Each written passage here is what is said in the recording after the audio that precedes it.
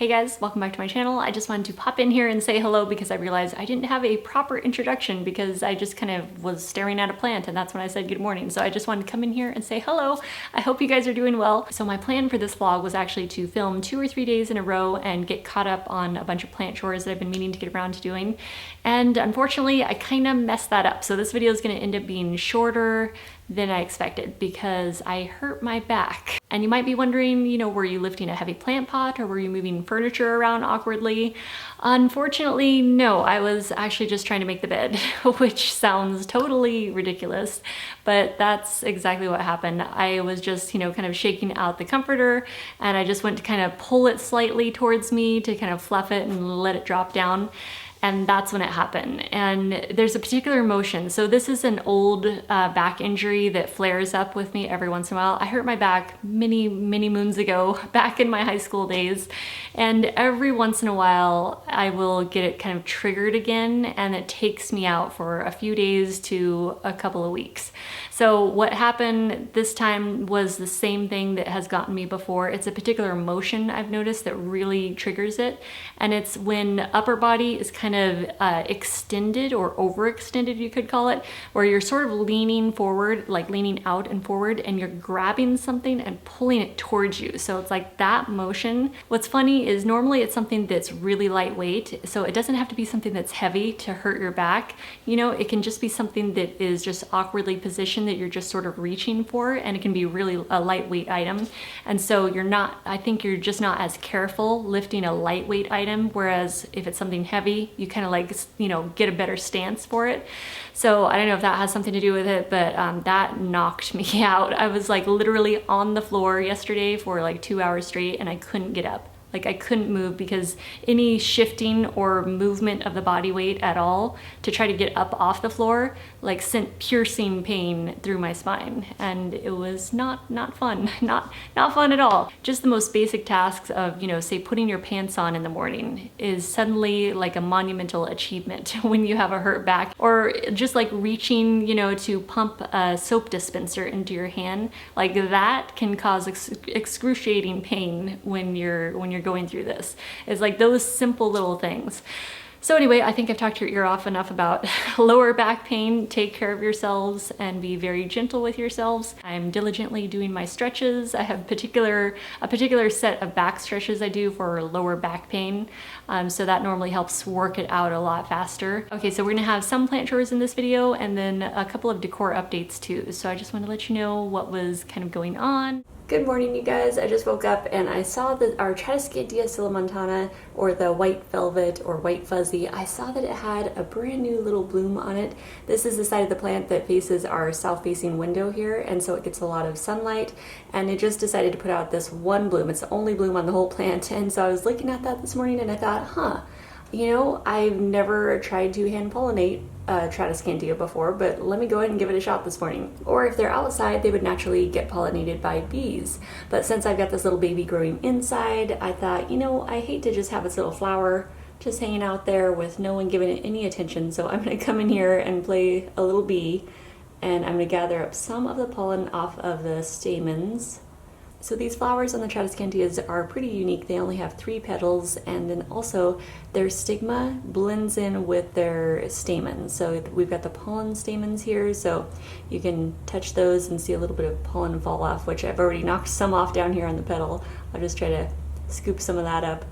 And then the stigma is super tiny. It's like this little tiny white blob that really blends in. It looks like almost like just one of the stamens in there, but it's a white one and it's a little bit smaller. So I'll just go and collect some of our pollen on this side and get some that I see drop down here on the petal.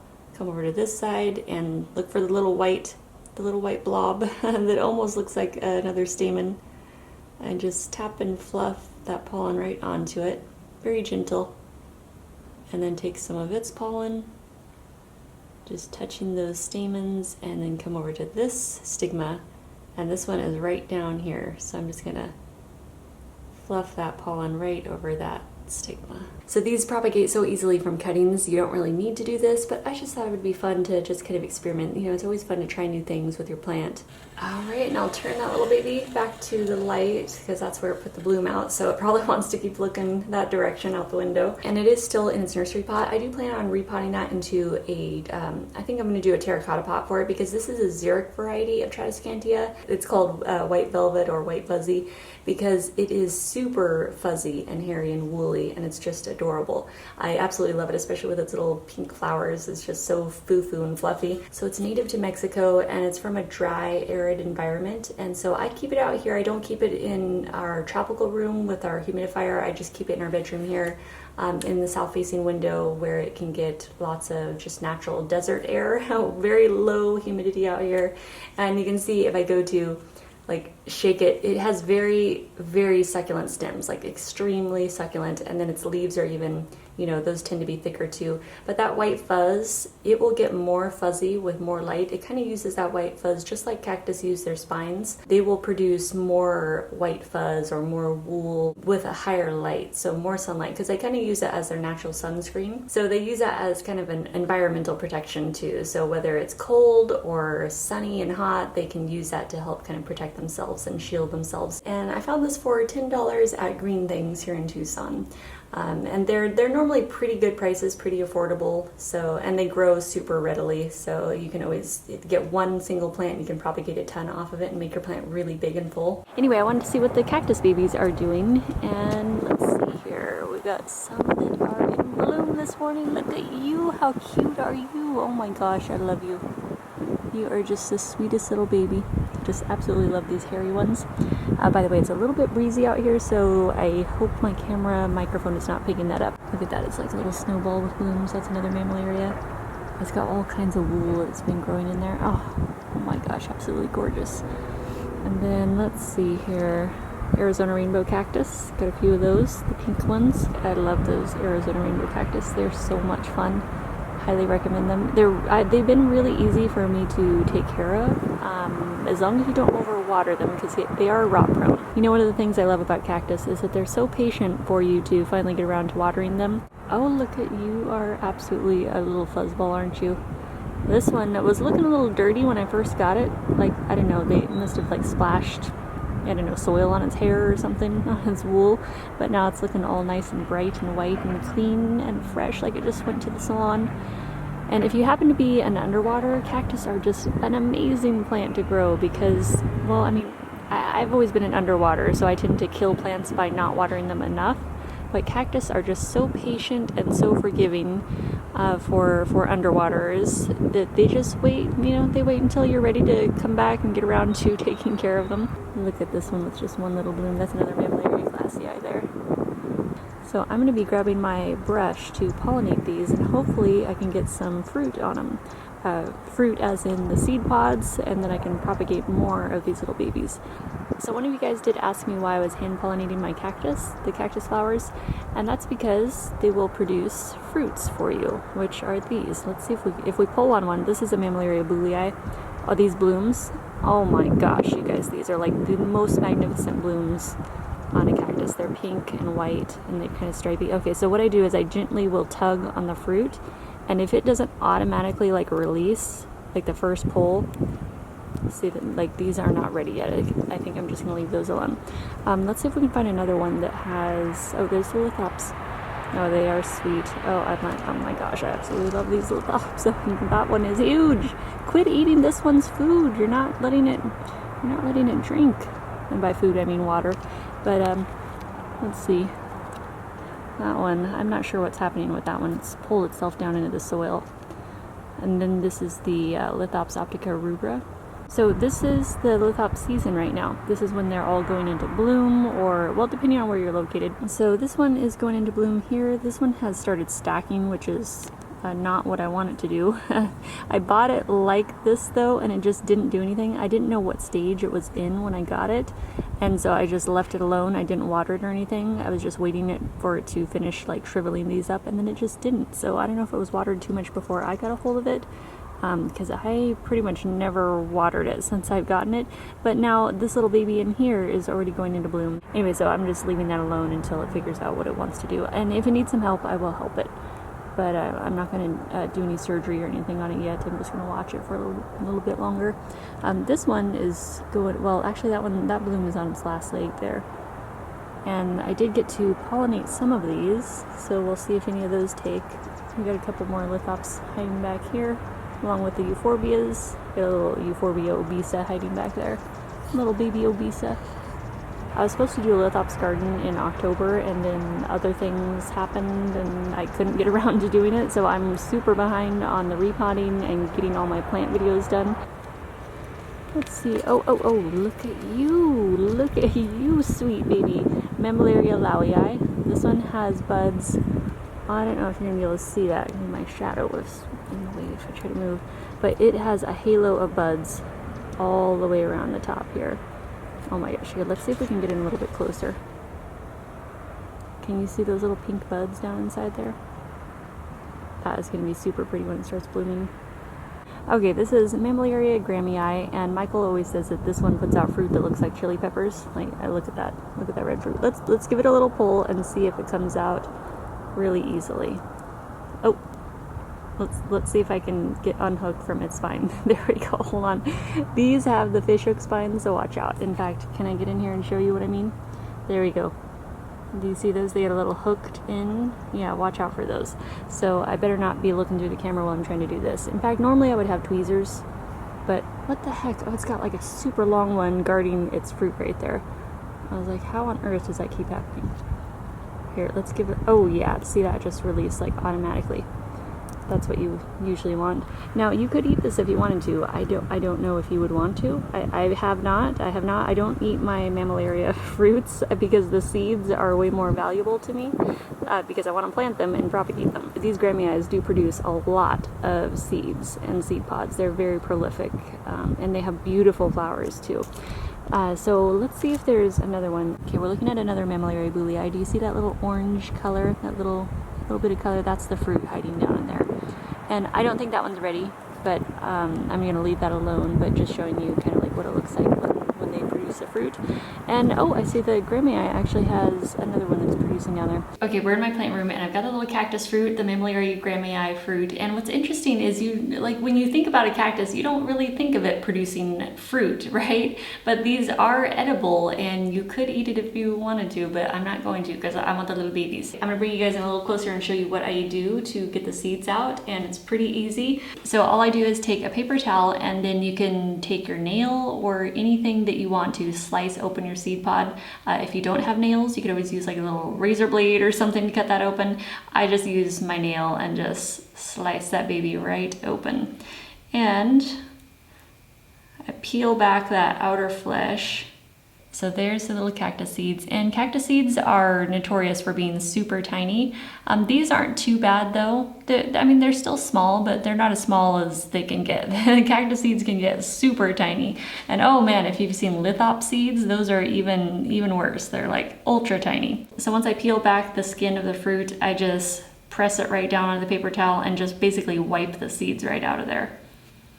And you might have some that get a little stuck in there, so I just grab those, and they stick pretty easily, so they normally just stick to your finger, and you can just wipe them onto the paper towel. So you could fold them up into any sort of breathable paper or napkin that you want. I use normally tissue paper, like the kind of tissue paper, just plain white tissue paper that I normally use for packing orders and stuff.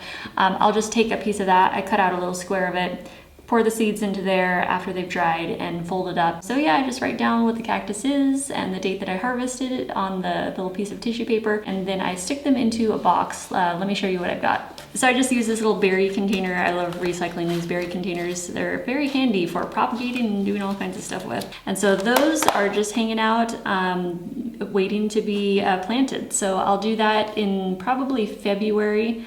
Yeah, I'd say probably February or March. Hey guys, I'm in the kitchen and I just finished watering this baby. I've got to get this back into the bedroom, but it's gotten huge. So just trying to carry it out here to water it, which is what I normally do, at least with this one. Not the other ones. I've got some big ones, those stay put and I just water them in place. But this one has been in just a lightweight nursery pot. In fact, it's been in an insane nursery pot since I got it, which is kind of bad because it keeps sucking up the water and I know it's ready to get out of there. So it's totally outgrown it, and I've been slacking on doing the repot. So I gotta catch up on that.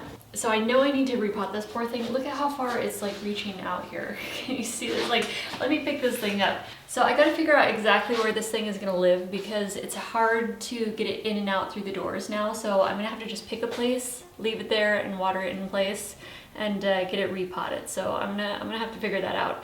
But I think it's all done draining here. So I will put it, where am I gonna put this right now? Am I putting it in the plant room?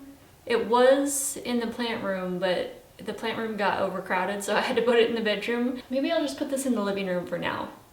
I think I might do that until I get around to repotting it. That way I don't have to risk scraping up the leaves trying to get it through the doorway again. So let me go put it in the living room, and I'll be right back because we're working on projects in here. So hang on a sec.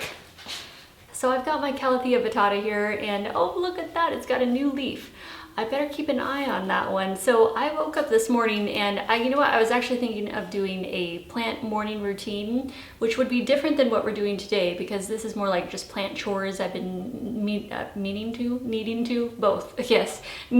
meaning to catch up on. I normally go in my plant room, I check everything out as I'm opening up the windows, turning on the grow light, you know, and I just kind of look at the plants as I'm moving through the room. So I'll go in, I'll water whoever needs to be watered, or, you know, just kind of generally take a look at them, see how they're doing. And I knew that this one had pushed out a new leaf and it had just unfurled this morning. I go to look at the brand new leaf and I almost ate that one. I go to look at the brand new leaf and there were two mealybugs. Speaking of eating a leaf, I swear they were like eating the brand new leaf, the soft tissue. There is another new leaf coming in. I'm just curious if anyone is trying to like move into there, because you know when these put out their leaves, they're like a little straw. So it's like hollow down inside the leaf there, and that's where I found the mealybugs. Like they were like, as the leaf was unfurling, they were like tucked down inside there. So whenever I go to clean my leaves, I grab two bowls. One I do my leaf cleaning mixture in, and then the other one is just plain water. And I use distilled water for wiping down the leaves. That way I don't run the risk of getting water spots or hard water on the leaves, because we have really hard tap water here. So I just take my microfiber cloth and dip into my leaf cleaning mixture and wipe down the tops of the leaves and then the underneath side of the leaves. And I really make sure to get at the stem, because any sort of ribbing that you have on a plant is where the pest or the eggs or bugs like to hide out, just because it's like a little bit of protection for them. So I just make sure to get right along any veins and then up the stem also, just in case anyone happens to be hiding on the stem. Now it probably seems like this would be a daunting task to clean plant leaves, but if you do it just on a regular basis, like I like to do it once a month at least, and it actually goes pretty quick too, so it's not like it takes that long really. So if you keep on top of wiping down the leaves, it just makes it really uncomfortable for any pests to get settled in. You know, when pests move into a plant, they really just want to be somewhere where they're comfortable, right? Where they have a food source and they're comfortable, they're not being pestered, so to speak. So if you can become their pest and get in there and be always, you know, prodding with the leaves and stuff, you know, wiping them down, putting, you know, essential oils on there that, or into your leaf cleaner mix, and then that gets onto the leaf, that upsets them. They don't like that. So it makes it real uncomfortable for pests to get in there and settle into your plants. So, you know, I mean, it's an understandable mistake, right? Like, they don't know that they're trespassing when they move into your plant. They just think that they found a super cool apartment and they brought their whole family and friends and all their relatives and started having babies, and they just thought that they were, you know, they thought they scored. Okay, hang on one sec. I got a Craigslist customer that's scheduled to come over, and I think this is her. Let me just text her back real quick here. All right, I think she's gonna be coming at 5 today. So it's that new growth, that newest unfurled leaf that I really check, and check down in the stems too, because there's lots of little hidey holes that they can kind of slip into, like the old leaf sheaths. and right where the leaf came out. So I'm just gonna get my cleaning solution right down there and just make sure that no one else is hiding in there. I'm actually gonna, oh yeah, see? Oh, I'm gonna bring you guys in closer so you can see this. Oh my gosh, do you see it? It's right on the stem of the newest leaf. Okay, I'm trying to hold the camera still, but it's really hard. I'm gonna have to get this guy because it's gonna try to get away, but I just wanted to show you, it's like actually moving up the stem right now. Okay, so let me wipe this thing out. Okay, so we did get that mealybug. It felt its life was in danger. It was trying to get away. You could tell. It was like, it was starting to run, but had to take it out. So I wiped down the leaves and stems really good. I checked all the stems and the new leaf shoots. I didn't see any other signs of mealybugs, but I will keep this in a separate spot and just keep an eye on it, a close watch, just to make sure no others pop up on it, just in case. And I'll go check my other calatheas too that were near this. I went and checked where I had the vittata, and this one was right next to it. Unfortunately, I did find another mealybug, just one on this plant, and it's hiding down in one of the new shoots. So one of these leaf shoots, here, let me, hold on, I was watering the plant too. So let me bring you in a little bit closer here. So right here, you can look down in there and it's tucked right down inside there.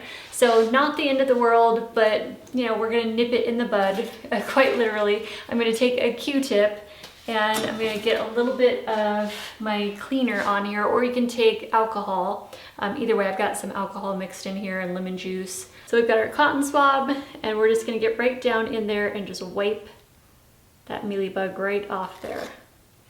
Just like that. So that's the only one I could find on this plant. I'm looking down the other ones. I might need a flashlight to get in there.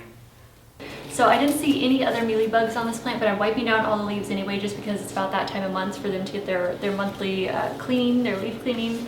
So might as well get that all done right now. We just got home and I didn't get to film it when we were up there, and it all happened so fast. So we got home from running errands. I had posted a couple things on Craigslist. I jumped on there, refreshed it, and all of a sudden I was in the furniture section and saw this pop up.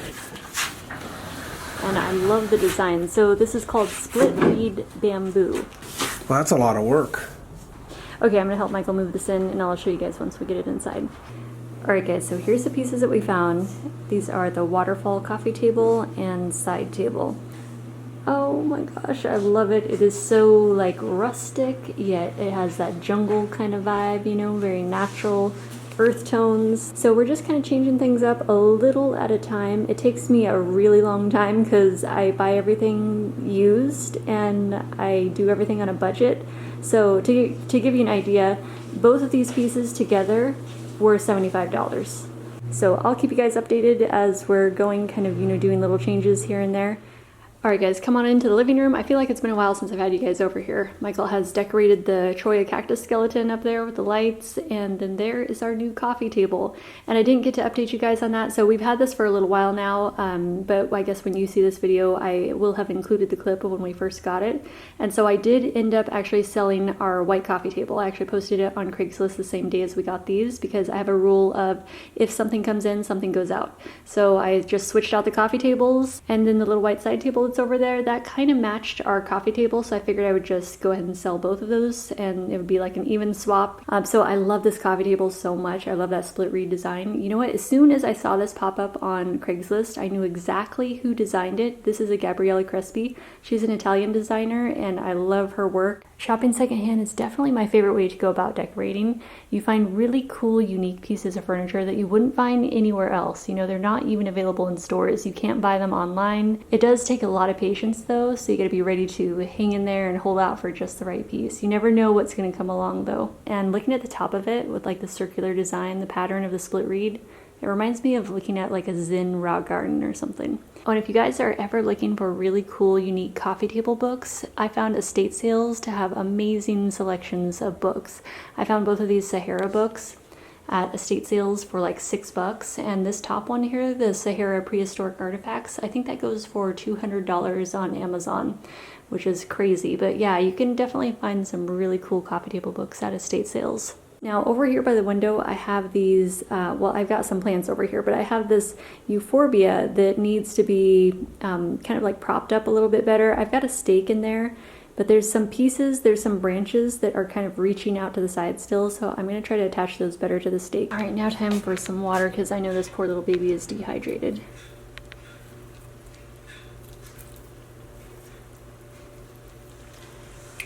And you too, you are, oh yeah, you're super dry. Oh my gosh, look at those roots coming out the bottom.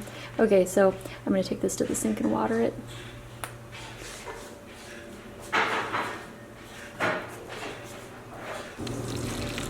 Alright, let's give this little guy a water. And if you hear that noise in the background, I'm doing laundry. I think I'll do some repottings tomorrow, so probably get that into a new pot. It's been sucking up all its water. Its little pot is too small and it's got all these roots coming out the bottom. Okay guys, so we just left a house. It's Saturday morning. We went to an estate sale this morning. Actually, Michael got me up really early and we got here super early. I wasn't expecting that, but it worked out. So what we ended up getting, here, let me show you what we ended up getting. So when we first showed up to the estate sale this morning, we were able to see in the backyard and I saw this set back there and I was like, that.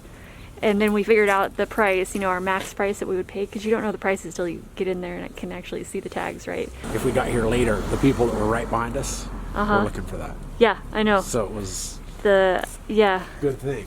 I don't know if you guys can see what's back here, but it's a 1970s vintage rattan chair set. I'll get it out when we get home and you'll be able to see it. People were looking at that. So yeah, we scored at the estate sale. That's always fun. It's a beautiful day, but it was freezing as heck this morning. So anyway, we're gonna stop at the grocery store and then head home. So we went to a few garage sales this morning and I got a large terracotta pot. When I was looking at this. Oh yeah, you thought it was wrapped with leather? Yeah, No, it's all rattan. But yeah, it's really, they did a really nice job with it. The color's a little bit darker, which I love, a little more earth tone. I can't believe how many people were eyeballing these. I mean, it was unreal. Yeah, those are really cute chairs. I love them. Oh, and the little table's in here already. They have a little matching table too. Good morning, guys. We're at an estate sale this morning. This is day 2 of the estate sale, and today I'm on a mission. There is a piece in here that I was hoping to get yesterday. It turned out to be too expensive, but today is half price, and so they're going to be here in about an hour to hand out the numbers. Let's get up here and see if anyone else is here yet. Okay, let's come back here. Now, we were already here yesterday, and that's where we got the chair set. And I've got my marker in my hand, so this is what I set out. And let's just see if there's anyone here or if we're the first ones here. Oh my gosh, no one else is here. Okay, yes. So I'm just gonna put my little lint roller right there, and we are first in line to hopefully get this. Oh, let's see. Can we see in the window? Ah, yes, okay. So I know that the thing I was looking at is in the dining room here, and I see the blinds are open just a couple inches. Let's try to see if it's still here or if it already sold yesterday. Oh my gosh, it's still in there. Okay, you guys probably couldn't see that, but it is definitely still there, and we're in first in line, so that means I should be able to get this at half price. And it was 34 degrees this morning, so it's a bit chilly. It's a bit chilly, so if you're curious why I'm all bundled up, it is very cold this morning in the desert. Okay, so there's my marker. It's down there. Now, I'm not sure if I actually have to physically stay here or if I can go back to the truck, because normally on the first day you're allowed to use a placeholder and have a marker sit, like hold your place in line, right? And then everyone can go back to their vehicles and wait until they show up and hand out the numbers, and they can leave and go have breakfast or go get coffee or whatever until it starts. But for the second day, I'm not sure if we're allowed to use the markers or not, because I never come on the second day. But I'm here now, so I guess I gotta just kind of like hang out and just wait and see. Anyway, so I'm just kind of hanging out here, and I'll go back down to the truck. No one else is here right now, but they will be rolling in because it gets very crowded as it gets closer to the time when they hand out the numbers. I'm gonna stay close to this area just in case I see other people start coming up here, because I want to make sure that you know, if I have to be in line, then I'll run up there and get back in line. But otherwise, my marker is holding my place for now. And I'm coming back down to the truck. There's Michael down there. It's a beautiful day this morning. We're up in Oro Valley. This is a cute little neighborhood. I don't know if I told you guys what I'm here for, but it's an African basket. It's really cool. I love the earth tones of it, but it was too expensive, and I was like, oh no, that's not going to be happening. So I figured, well, let me try on day 2 when it's 50% off and see if I can get it. So this is where the chairs were yesterday. They just had them out here on their little patio. The neighbors are probably going to be wondering what this weirdo is doing out here hanging out at this house with a camera. Oh goodness. I actually really like that color a lot. It's very adobe. For being freezing cold this morning, it's actually getting really nice now. I just heard another car. So I'm looking at this terracotta color and I'm trying to figure out what on earth could I paint inside the house. Like I need some sort of painting project because I want that color inside. Like maybe I could find a shelf and use it for cactus and paint it that terracotta color. I don't know. Cactus shelf, like a terracotta cactus shelf. Okay, we just picked up the numbers 1 and 2. Thank you. Now we get to leave because it doesn't start for an hour, so we just take off. Everyone's lining up and it should be opening in about, what, about 10 minutes or so? Yeah, 5 Yeah, minutes. so they're inside right now. Alright you guys, that is the basket that I got. That's what I came here for. Michael found some of the tools and stuff that he wanted to. Oh, and I got a plant pot saucer. Right. Oh, yeah, you got a shovel too. Yeah. Okay, awesome. I love that. That basket, stoked that I got it. Alright, you want to look at anything else? No. Okay, we'll get mine and check out. Yeah, go ahead. Thank you. It was worth it. It was definitely worth it to show up early. We had to stop and get groceries on the way home. And then the African basket. Alright. Oh, super stoked. Yes. Look at that beauty. Oh, that is awesome. So this is made by the Batonga people in Zimbabwe. Alright, here we go. Cheers now. And I can always use pots. This was 50 cents. I can always use terracotta. Alright. I'll wash that out. Okay, when you guys are seeing this, I have already hurt my back. I'm just kind of, basically I'm waddling around the house. Anyway, so I just wanted to show you what was going on in here, and that we do have that other side table that matches the coffee table. There it is, and it's surrounded by a bunch of plants that aren't technically supposed to be staying there, but they're just temporarily sort of huddled around it. And I've got a bamboo pole kind of awkwardly leaning there. But I need to do some cleaning in here. That was gonna be part of my project in this video, but I'm gonna have to wait because I can't lift anything at this point. I don't know if I'm gonna have Michael try to help organize anything. I think I'll just wait. I think the plants will be fine down there for now. They're getting enough light. And also I had some plants that were up on this table that I had already moved down, and now I can't get them back up there. So that's all gonna have to wait, but I did wanna make sure that my humidifier is still running back here, which it looks like, yes it is. So it's 63% humidity and 78 degrees in here, Fahrenheit. So yeah, aside from everything being displaced and a bit of a mess right now, everything is safe and okay. They can wait until I recover a little bit more. Every day I will feel better. I just need to make sure I keep doing my stretches and make sure I don't do any re-injuring. So let me just get over here. I'm just slowly waddling along here. Oh my gosh, it is ridiculous. That's it. I'm not making the bed anymore. This is the Alocasia frydek. Look at that beautiful new leaf. That one just came out. I just have to show you that beautiful new leaf. It's not even filled out all the way yet, so it hasn't hardened off yet, but it is gorgeous. And so now that little Alocasia frydek, the little baby, has now 4 leaves. And this black velvet Alocasia, that one is looking gorgeous with its newest leaf there. But yeah, they're doing really good under the grow light. That Alocasia frydek is especially like, it's just loving life under this grow light. This is the Spider Farmer grow light that we have up here. And then String of Hearts is hanging out up there.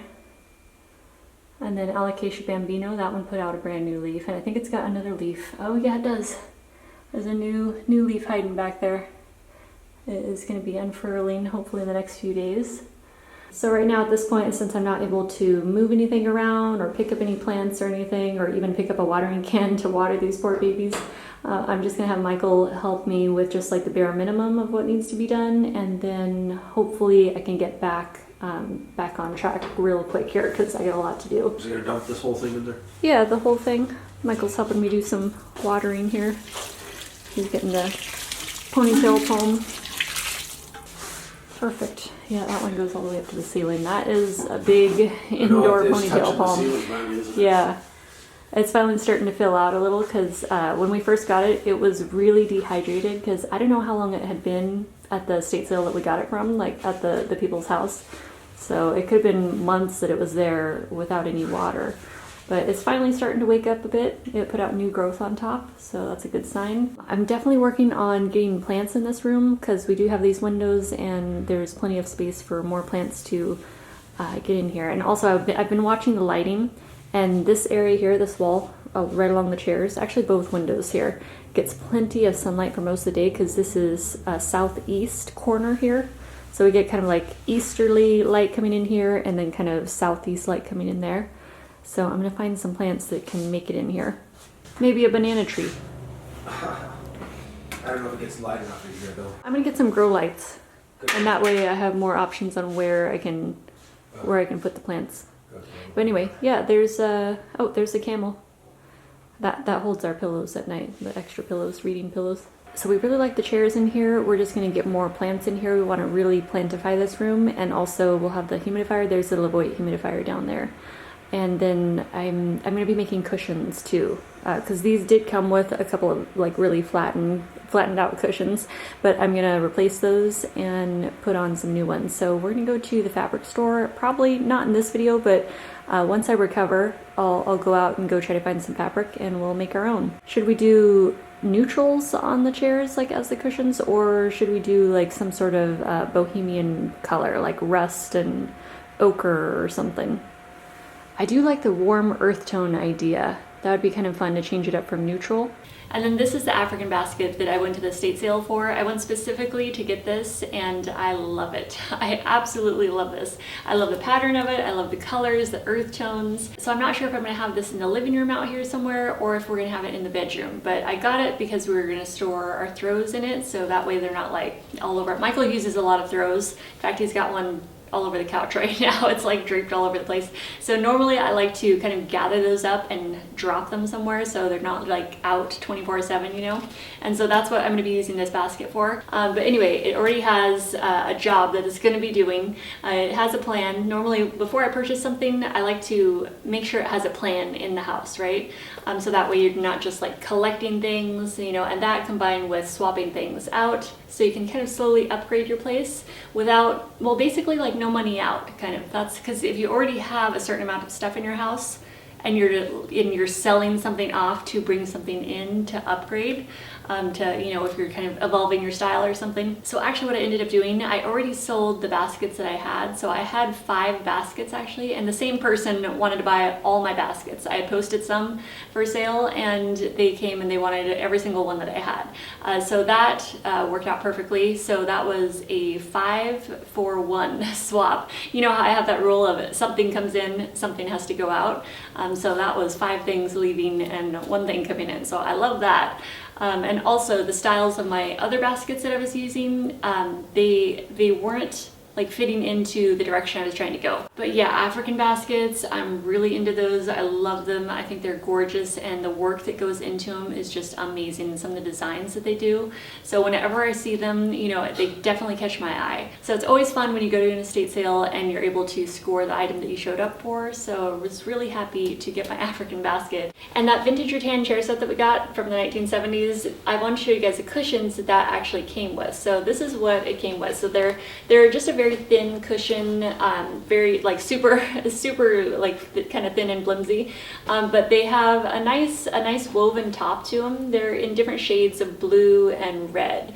The thing is, I think that these would add a nice fun pop of color, but I'm going for a different color palette. So that's why I'm thinking I'm just going to pass these on to someone else who can use them, because they look like they're still in really good condition, you know, totally usable still. And they have like a nice woven, I don't know, I think it's like wool or something, like the woven pattern on them. But anyway, I'm gonna pass these on to someone else, and I'll just go find some other fabric and make up our own cushions in there. So that's my plan for the cushions, but I just want to show you guys what they actually came with. I mean, I still think they're cool, and I know someone will be able to use these for sure. All right, guys, I don't want this video to be too much longer, so I better let you go now, and I will see you in the next one. And I'm gonna go ahead and get editing now. I do wish I could have done more of the plant chores with you, but that'll have to be in an upcoming video, so we will do those still. And I will do a morning routine and anything else you guys wanna see. So, all right, I'll let you guys go, and I will see you in the next one. Bye.